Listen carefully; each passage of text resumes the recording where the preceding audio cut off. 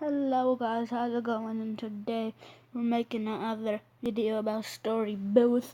You can check them out. They are so cool. They make like a lot of different type of stories. You'll really love it. So it's cool. So make sure to check them out. And this is the latest one up here. So I'm just gonna press play. So as you guys can tell, we're just looking at it. So let's freaking go.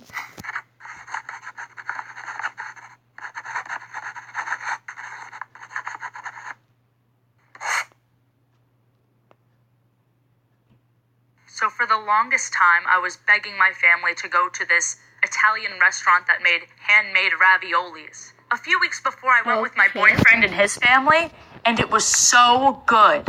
So I was so ecstatic when they said, yes, we're going to go for dinner tonight. So I went with my mom, my dad, my sister, and my grandma. For me. And it was pretty far the drive, but I kept telling them it was going to be worth it. I was so hyped. The hype was so real. We get to the restaurant, we get kind of not really great seats. The waiter was being kind of rude to us, but I assured my family that everything was going to go great. I kept hyping up these handmade raviolis, and I already knew which ones I wanted. I wanted those apple raviolis. So we wait an hour for them to come. And I still have a really positive attitude about it, because I just remember how great the food was last time. My sister has her earphones in, she's really not paying attention. My mom and my dad are kind of getting irritated. So then, the food finally comes. I get so excited. I dig into my apple raviolis. Okay. They're admittedly not as good as last time, but I was still so excited. And I felt something in my mouth. And I thought it was like extra leaf garnish. But the more I tried to chew it, I realized I couldn't. Eat it. So I take it out of my mouth. And it's this big piece of plastic. And my dad tells the waiter, and he's like, oh, do you want another plate? We can make you another plate. And I say, oh, no, it's cool. I didn't really want to bother anyone. And I thought, like, what are the odds that there's going to be another piece of plastic in my ravioli? So I put another ravioli in my mouth, and there's another piece of plastic in the ravioli. So at this point, I'm kind of freaking out. I'm not even hungry anymore. I'm so grossed out. But the waiter says, the next one, it's on the house, we'll make you another type of ravioli. We have to throw out that whole batch because we're not sure how much plastic is in the raviolis. So sure, make me the 3 cheese ravioli. And at this point, I'm like, okay, they'll make it up to me. This is good. This is a good restaurant, and I still have full faith in this restaurant, even though I almost swallowed a whole package of plastic. So then they give me the 3 cheese ravioli. I take one bite, I'm like, oh, this is good. I'm still so optimistic.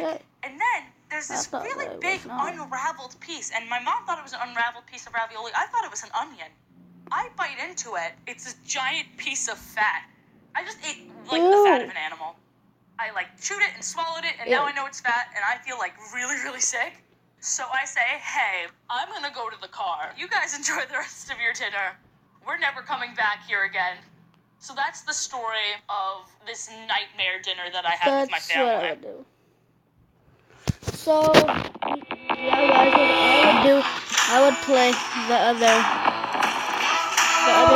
the other latest story, my unhealthy absent with getting thin. Okay, let's play it. Story booth, real stories, animated. Growing up, I started becoming self-conscious about my body. I noticed how my group of friends were much thinner than I was, and I would be called ugly and fat by my peers. The bullying I experienced they are mean. Your friends are mean. They're freaking mean. Don't talk to them, by the way. My first day was not so bad, but effective when it came to PE class, and we had to run miles for a specific amount of time around the field. You're slowest. And I just couldn't catch up to everyone else. As I was the last runner to approach my PE teacher to give my time, she said that my time had to be better. I felt really down about it and vowed to start losing weight after that.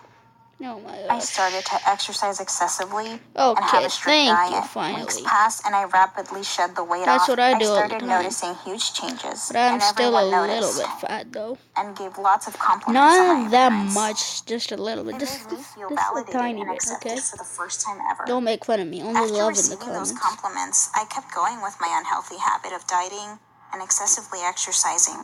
Working out an hour a day turned to 3 hours. I became more and more obsessive with food and my weight. Each day, it got worse after I was praised by my PE teachers because of my best mile times. It got me to believe that being skinny was the solution to everything. Months passed and I spiraled out of control. I feel like my eating disorder was gaining control of my life. I would stop doing hobbies I enjoyed, such as art or singing. I would feel tired, distracted, and depressed.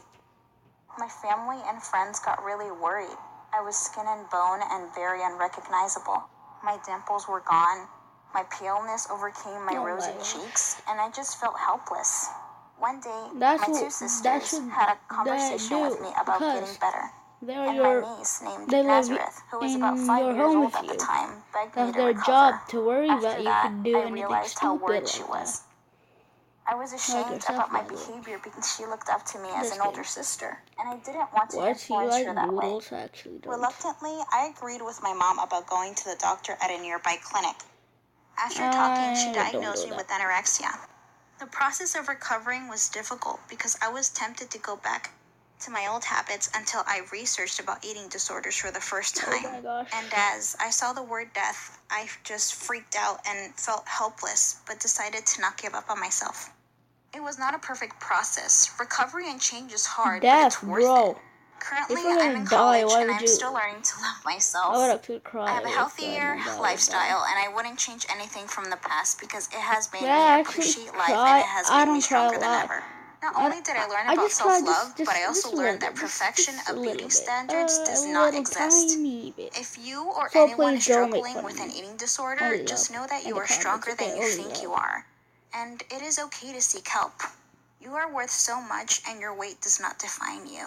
Oh my gosh. If I recovered, so can you. Okay then. Let's get on to the other story. That would be dope. So let's freaking go. If you're enjoying, by the way, drop a like. And make sure to subscribe and leave a comment and hit that button. Hit it. And hit that bell. Being like, Yui. Just kidding. Hit him. Punch him. But don't break your phone, by the way. Okay, let's just start. I lived on the south side of Chicago with my mom, my dad, my two sisters, and my brother. We were all a happy family. We walked to school each day. I enjoyed school, even though sometimes I got bullied. But I came home from a perfect family. I did too. Or so I thought. My dad had always been the ideal dad. We always had fun together, created things together. It was perfect until it wasn't. One day I come home, he was with his friends drinking and smoking. I don't know, I just got so stressed. What this the was fuck? The dad I always Your dad drinks? That's bad. Tell him don't do that. He was playing a game. He said it was for kids, so I came and watched.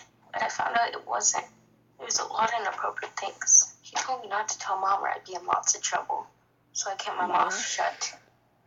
He'd always play that game. He always make me and my brother watch. One day he made me and my brother take a bath together. Tried to push us close. I wouldn't allow it. This was the dad I known and loved. I tried to tell my mom, but he got to her first. He found out what I was doing and I got in lots of trouble. A few weeks later, he made me watch things I weren't supposed to watch. Things I wasn't supposed to know. Made me stressed, made me sad, it made me shaky inside, it made me scared. He tried to hurt me. My mom was away. He'd do things he wasn't supposed to. Things like get you a lifetime in jail. But I couldn't say anything. I didn't want to get in trouble again. Finally, one day my dad was at work. I knew he's going to get me if I tell. He's going to get me if I tell. It kept running through my head over and over again. But I knew I had to tell my mom. So I went to her, told her what happened. She said, "What?" So she confronted my dad. He said it was true, looking ashamed. My mom wasn't going to call the police because my dad was very abusive and threatened to take away the children if she did. So she just took us to the doctor to make sure we were okay. When the doctor asked for the visit, she had to tell them. The doctors were shocked. They didn't know what to do, so they told the police. The police came Finally, to my dad's he's gonna house get arrested and go to the jail, bro. For court. But he's your dad. I would feel bad for him, though. I'm not guilty. By the way. We're staying with my grandparents now. My mom had to find new work and everything. I had to transfer to a new school. Oh my gosh, freaking long buildings. I hate you. And we're all happy together. Like yourself. And we're happy that we're not being abused. Oh my gosh. And we're having fun together. Yes. But if you're ever being abused, don't forget to stand up for yourself. Don't let anyone keep abusing you. Stand up for what is right. Bruh. I would actually hate if someone does those things to me. So let's just move on. I thought my house was on fire.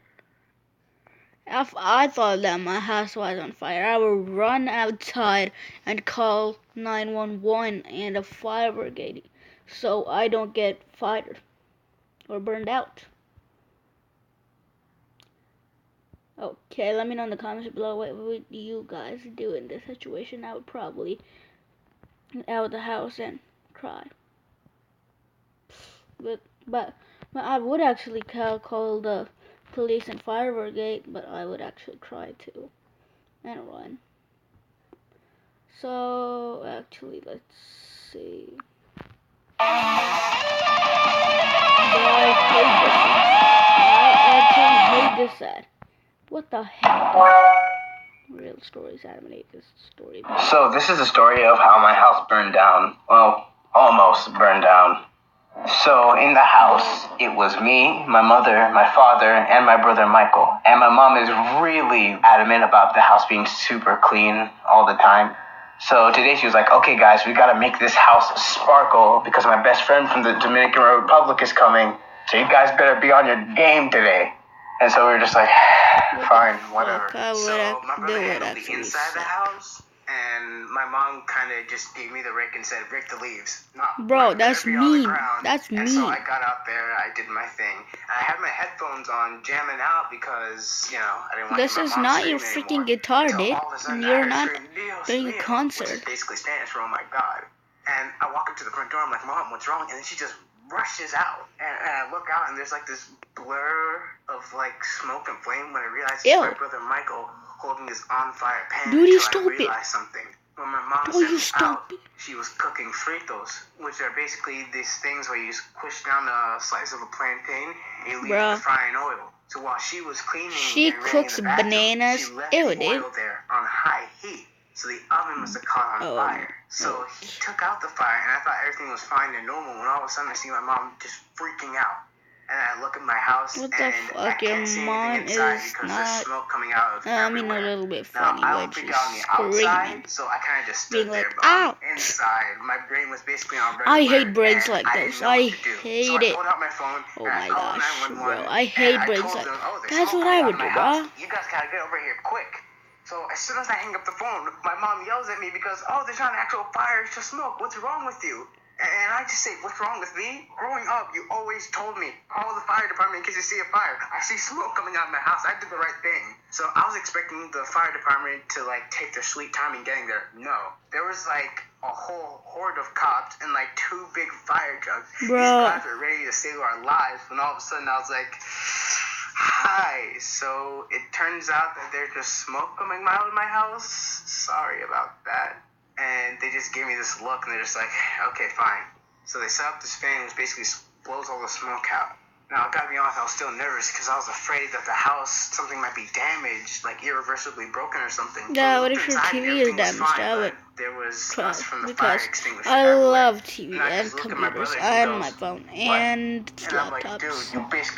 I would not actually cry at every single thing, but I would be mad. And I couldn't say anything because he is the one who put out the fire. So, I'm gonna end the video off saying this. If you ever see smoke or signs of a fire in your house, call 911 right away. Oh, shit, I already know that eventually. Why would you tell me that? I'll let you know, you stupid. Make sure to check it out. I've always been a big fan of music. When I used to be little, my mom would put me in front of the TV and make me listen to little baby music. It got me all excited and it just made me love it. When I grew up, I started playing guitar. I remember the day that my dad brought me my first ever guitar. The feeling was amazing. I was a big fan of Elvis, and everything was Elvis. What I played was Elvis, and I had even posters in my room of Elvis. I was the biggest Elvis fan. One day came around where we were watching the show The Voice, and there was an ad showing that young people can now enter The Voice if you go for a pre-audition. Got my family excited, and we tried out for it. There was 2 pre-auditions until you actually got to go on the blind, which was on TV. Or something like that. I went to the first audition, and everything went well. And so we got to go to the second pre-audition, where everything was also great. And one day, we were sent an email saying that I was going to be on the show. A couple months later, I get to go on the show. I would be too much excited. I was interviewed, I was ready, just a little nervous. We were filming the sequences before I actually get to go on stage, and my heart felt like it was going to go out of my chest. Then, it looks like that's going to explode. And I walk up the stairs, and there they are, 3 what chairs, the heck? Why are those waiting lights to get white? turned It's around. supposed to be green, The band starts counting down, and I perform my song. The song was Trouble by Elvis Presley. I thought the song went extremely well, except that my nervousness made it so that my voice was a little off-pitch. The coaches ended up not turning around. It broke my heart, but they said that they should have turned around and that they were hating their decision. At this point, my mouth was dry. My heart was beating so fast, and I was panicking. I acted as normal as I could on stage, and as soon as they told me to leave the stage, I ran. I cried to my parents, not showing it too much, but inside I was broken. I would actually This not day really cry, hurt me. but I would be It was a broken. painful day, yet an exciting day. I didn't know if inside I was happy or if I was sad. I didn't know if what I did was incredible or disastrous. A couple weeks passed and I'm still feeling the heavy pain. It was a really hard experience. I had to get over it. My vocal teacher and my guitar teacher told me not to give up and that everything was going to be alright.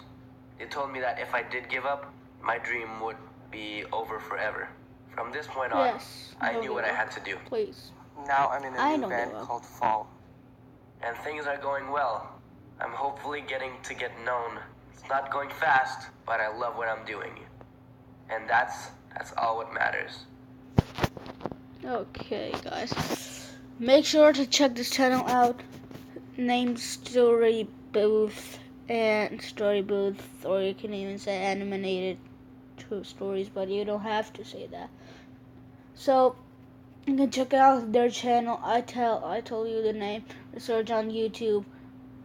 That would be dope. And if you did it, let me know in the comments below. That would be dope too. So drop a like, comment, hit that button, bro. Hit that button.